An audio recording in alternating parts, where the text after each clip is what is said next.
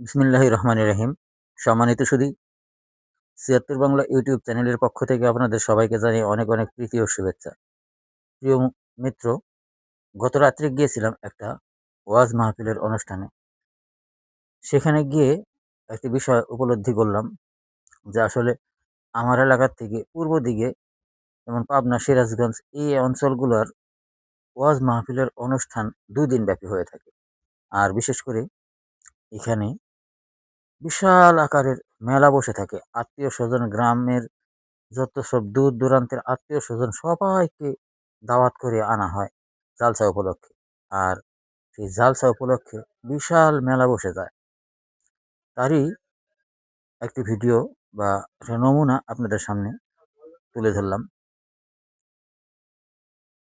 যেখানে ওয়াজ মাহফিলে যতগুলো মানুষ, তার সাথে কয়েক গুণ বেশি মানুষ, দোকানপাট বা বিশাল আকৃতির বিশাল এলাকা জুড়ে একটা হাটের সমান, একটা বাজারের সমান এলাকা জুড়ে মেলা বসে গেছে। সব ধরনের পরশা সাজিয়ে বসে আছে দোকানিরা এবং ক্রেতা বিক্রেতারও প্রচুর ভিড় দোকানগুলোতে। আপনারা অনেকটা অনুভব করতে পারছেন। কারণ এত ভিড়ের ভিতর ভিডিও করাটাও রাত্রিতে খুব সমস্যা। যার কারণে খুব একটা ভিডিও করতে পারলাম না। অল্প কিছু ভিডিও চিত্রই আপনাদের সামনে তুলে ধরলাম। আমার এলাকায় অবশ্য এ ধরনের অনুষ্ঠান হয় না। যে জালসা উপলক্ষে এত বড় মেলার আয়োজন, বিশাল আয়তন জুড়ে মেলার অবস্থান, কোনো ধরনের পণ্য বাদ নেই যা এখানে পাবেন না। প্রয়োজনীয় সকল পণ্যই এখানে কেনাবেচা হয়। জালসার দিন সকাল থেকে শুরু হয়, পরের দিন সারাদিন চলে। তারপরের দিন দোকানপাটগুলো বন্ধ হয়ে বন্ধ করে দোকানিরা যার যার গন্তব্যে চলে যায়। মোট কথা পুরো ২ দিন ২ রাত এই অনুষ্ঠানগুলো একদিনের জালসা উপলক্ষে মেলা বসে থাকে। আপনারা দেখছেন ৭৬ বাংলা ইউটিউব চ্যানেল। ঘুরে, ঘুরে অনেকক্ষণই সময় কাটালাম। কার, কার এলাকায় জালসা উপলক্ষে এরকম মেলা বসে কমেন্টের মাধ্যমে জানাবেন। আর এটা ছিল যদিও নাটোর জেলার ভিতরেই।